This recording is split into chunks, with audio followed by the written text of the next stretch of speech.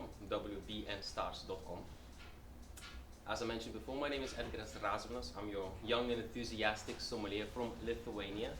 And I'm going to explain to you certain wines that we have today, which we've been having for the past month or so with the wine arrangements.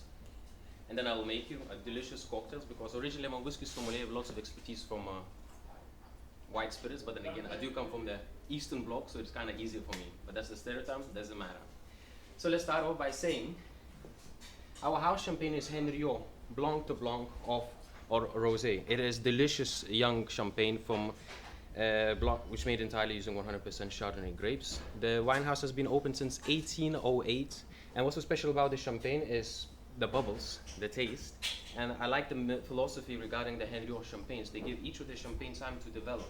This wine is approximately 4 to 5 years old, has 35 Grand Reserve vines, and even the Henriot Rosé champagne has 25% Grand Reserve vines, and it's about 3 years old, kept in this bottle for this toasted smoke, toasted aroma, a little bit of a good lactose, and to be honest, the bubbles here are delicious. We always have different variety of wines, so you can see by this we have Electrico from Malanga, Spain, which is really unusual. It's young and fruity, just like myself. Then we go for the Germans, Rheinhessen, Eric Meiser, made entirely using 100% Gewürztraminer grape variety, which in my opinion is like a little bit of an apple juice with a little hint of alcohol. Then of course, softness, minerality, deliciousness and elegance. Le Grand Blanc, Languedoc from Côte de Tongue, 50% Chardonnay, Viognier, it's top quality. The neighbors of the Le Grand Blanc.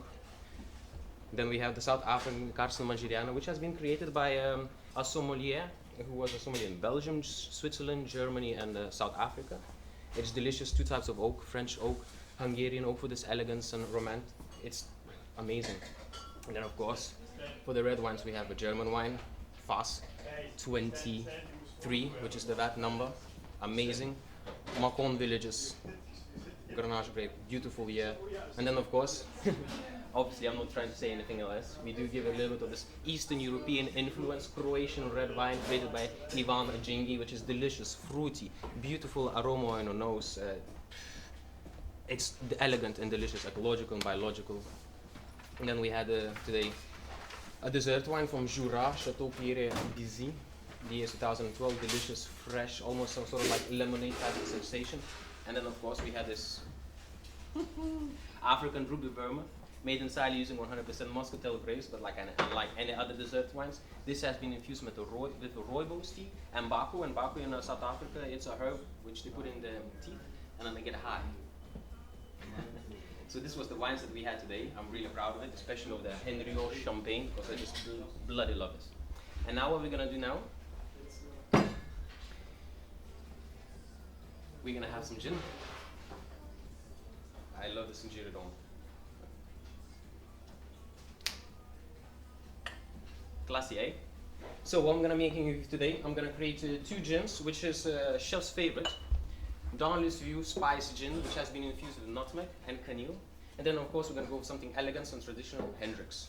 It's a blended gin created from 2 types of distilleries. So for example, it's infused with rose petals, which comes from Bulgaria, and cucumber, which comes from Belgium. So the Belgians love this, and we all love this. It's elegant, it's beautiful.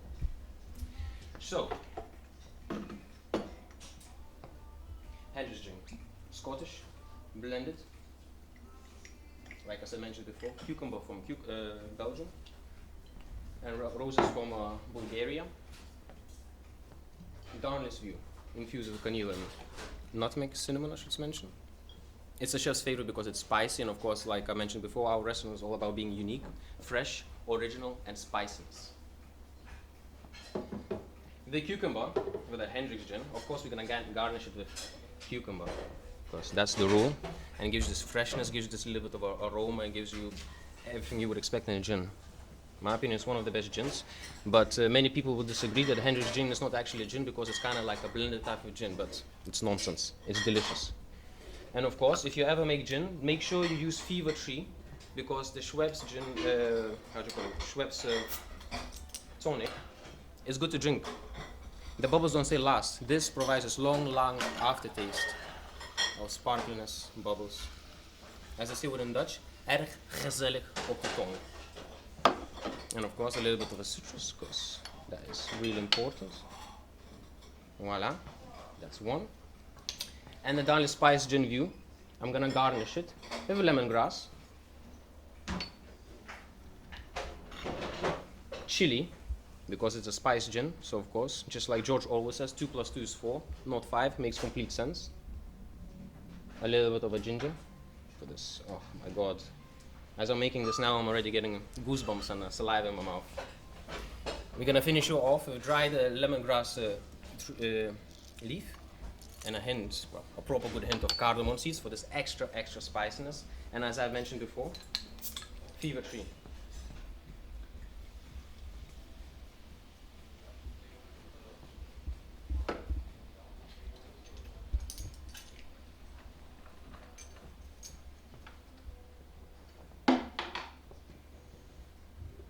So, wbpnstars.com. I'm very happy that you've been here. It's been my pleasure to welcome you, explain our beautiful restaurant right here in Brabant, Nuenen. And I hope you enjoy, and I hope you come back to our restaurant. And international guests, I would like you to say one thing. The next time you're planning to have a holiday, or you want to enjoy yourself somewhere else, something more exciting and something else different, take a plane to Eindhoven Airport, take a taxi, it's way not too long, and enjoy the best experience you will have at the Michelin star restaurant, okay? Proost, skål, i svikata.